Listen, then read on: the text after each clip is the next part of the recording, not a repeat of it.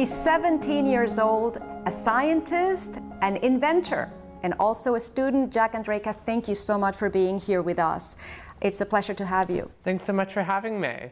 Tell us a little bit about how you started into science. I understand that you were very, very young and you knew right there and then that you wanted to be a scientist. Yeah, so ever since the age of 3, I've always been fascinated with science, and I really have to say it's my parents who got me into it, got me hooked on the science bug. And I suppose it really started with just really rudimentary experiments like Coke and Mentos and just ordinary stuff like that. But eventually it just really caught on, and I just became so thrilled with doing science experiments, and I just kept doing more and more science, and here I am today. So you had a great idea, almost a world-changing idea, I would say. Tell us a little bit about that idea. Yeah, so what I created was a new way to detect pancreatic, ovarian, and lung cancer that costs 3 cents and takes 5 minutes to run. This makes it 168 times faster, over 26,000 times less expensive, and over 400 times more sensitive than our conventional methods of detection, but also it can detect the cancers in the earliest stage, when someone has close to 100% chance of survival. And so far it is over 90% accuracy at detecting these cancers. And all it really is this tiny sheet of paper that's about the size of a diabetic test strip. And you just take a drop of blood, you put it on it, and you measure the change in electrical properties, and you can instantly see whether or not you have the cancer. What inspired you to pursue this specific idea? So I was really inspired to work on pancreatic cancer diagnostics after the death of a close family friend who was like an uncle to me. And what happened is when I was about 13, he passed from pancreatic cancer. It was just detected too late. And that's really the case with the vast majority of pancreatic cancers. 85% of them are diagnosed late, when patients have less than a 2% chance of survival. And there's really no way of detecting it in the earliest stages right now. So that's what I set out to do, and here I am. And did you have any knowledge when you began about cancer, about what to look for or what you needed? How was that first day when you decided, I'm going to pursue this? That's one of the craziest things about my story, is that I literally had no clue about anything about cancer biology. I mean, I didn't even know what a pancreas was at the time.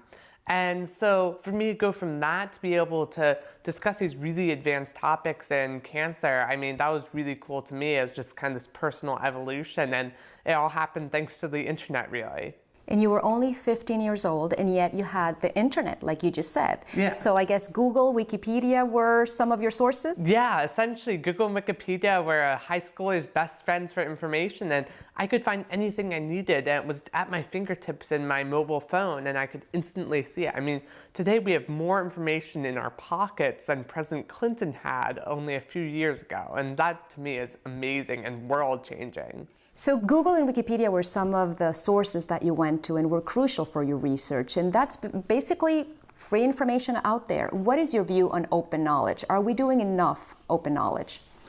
So I'm a huge proponent of open access to scientific information in particular, just because science is this cumulative process. I mean, there's a saying, I've only seen so far because I've stood on the shoulders of giants. And you need that past work in order to advance your own work. But what essentially is happening right now, particularly with scientific knowledge and information in general, is it's being locked up, it's being commoditized. And what's happening is we're placing paywalls on it. That means you have to pay $35 or some large fee in order to get access to a single article. And this exponentially raises the cost of doing scientific research and innovating, because it makes it such that it's like this cost of entry barrier to being able to do science. You have to pay some huge amount of money in order to get the background information that's necessary to innovate. Did you run into situations where you were trying to research and you found that you needed to pay for an article or the information was not publicly available? Yeah, I've constantly run into that, and that was one of the major problems throughout my research. I mean, I had to come up with all these different ways of pirating articles and stuff, and to be forced to almost be this illegal criminal, having to steal these scientific articles, I mean, that's really demeaning, especially for a young scientific researcher. I mean, what type of message are we sending to our youth when we're saying, oh, you have to steal in order to be able to do scientific research. I mean, that's not a right message to me. And I think that we have to change this such that anyone, regardless of where they're from, should have access to scientific information, because knowledge shouldn't be a commodity and science shouldn't be a luxury. It should be a basic human right that anyone can do. You've coined the term knowledge democracy. Tell us what that means. So right now we're actually living in a knowledge aristocracy, where only 0.008% of the world's population, those are the only people who can access scientific information. That's like taking 80 people off the street of New York City and saying, you guys, out of the tens of millions of people out there, you guys are the only ones allowed to access scientific information. Everyone else, too bad for you. And then you have 85% of the world's population, 5.5 billion people who lack access to the internet whatsoever and are living in knowledge poverty.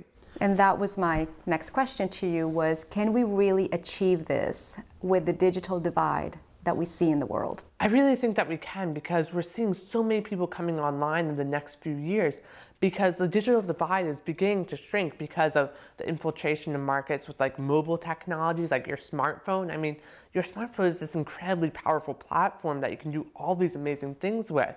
I mean, you have so much information in the palms of your hands with that.